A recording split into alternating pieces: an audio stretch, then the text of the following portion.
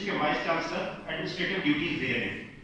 बाहर क्या होता है, every time the professor is available to the student, सारा कुछ सिलसिला होता है। और उसके बाद हम लोग बैठे हुए फौज जफर मौज, बड़ी अच्छी तरीके से पीटीवी के भाई ने बताया, बैठे हुए ये लोग, और ये लोग खजाने में बोझ हैं, सफेद हाथी हैं। अगर आप NARC PRC की बात करते हैं तो वहां पर क्या कुछ नहीं हो रहा, रिसर्च क्या हो रही है, सरकारी ड्यूटियां हो रही हैं, 10 बजे चाय होती है, साजिशें होती हैं, बातें होती हैं, डीजी साहब ने ये कहा, फलां का टिमकान का सिलसिला खत्म हो गया।